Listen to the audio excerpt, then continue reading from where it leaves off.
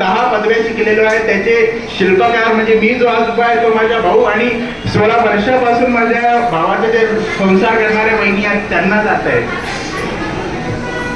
मी फार कुठलाही लांबलचक भाषण करणार नाहीये, पण समाजाचे जे ज्वलंत प्रश्न आहेत आता 3-4 वक्त्यांनी बोललेले आहेत त्याप्रमाणे मी तुम्हाला चर्मकार समाजाच्या आर्थिक स्थितीबाबत संबोधित करणार आहे. तर आर्थिक स्थिती म्हणल्यावर आर्थिक स्थितीला अनेक पैलू असतात. आर्थिक स्थितीला सामाजिक स्थिती, शैक्षणिक स्थिती, कौटुंबिक स्थिती आणि आपल्या सभोवतालचं वातावरण काय असतं. आता पैसा म्हणजे आर्थिक स्थिती असं नाहीये.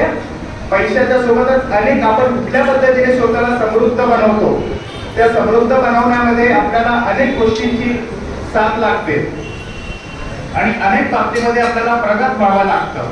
कौटुंबिक स्थिती आपली चांगली असेल तर आर्थिक स्थिती आपली सहजच उत्तम होईल.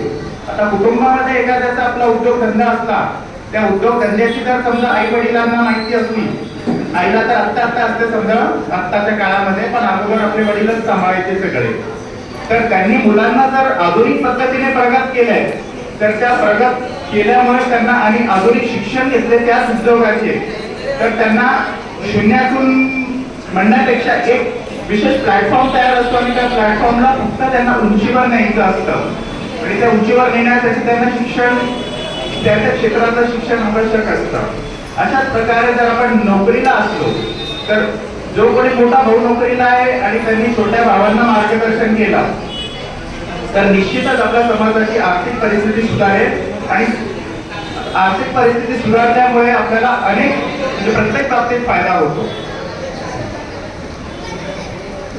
आर्थिक स्थितीच्या बाबतीमध्ये विचार केला तर फक्त आता आपलीच आर्थिक परिस्थिती सुधारायची असते का, तर नाही. तर आपल्याला जे माहित आहे ते आपल्या समाजातल्या इतर व्यक्तींना आणि इतर जे कोणी भोजकरी मुलं असतील, अजून कोणी असतील, तर त्यांना आपल्याला ते सांगणं निश्चितच फायद्याचे ठरतो.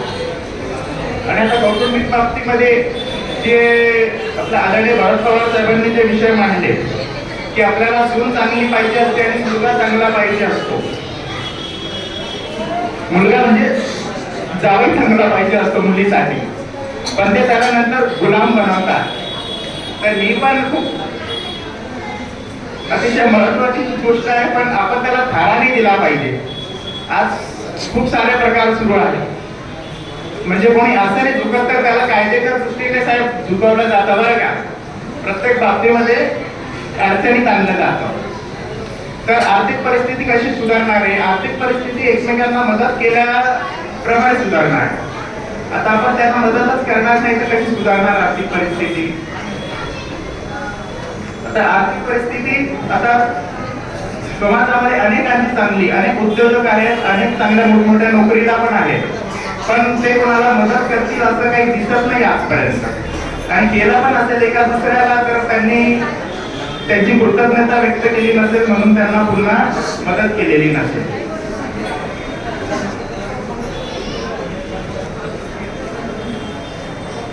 आर्थिक स्थितीच्या बाबतीमध्ये अजून एक मी सांगू इच्छितो, समाजाच्या अनेक आता आपले आर्थिक विकास महामंडळ आहे, त्या आर्थिक विकास महामंडळामध्ये अनेक आपले एजंट बसलेले आहेत. ते एजंट काय करतात, प्रत्येक आपापल्या यांना त्यांनी 50-50 फायली वाटून घेतलेल्या आहेत.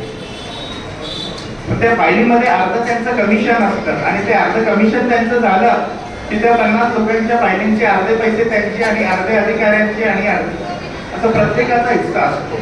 अशामुळे आपल्या समाजाची प्रगती होत नाही आणि आपल्या समाजाची आर्थिक स्थिती सुधारत नाही. बोलण्यासारखं खूप काही आहे, पण आता वेळ खूप झालेला आहे. मलाही आता पुढच्या ट्रेननं औरंगाबादला निघायचं असल्यामुळे मी माझं थोडक्यात थांबवतो आणि आयोजकांचे आभार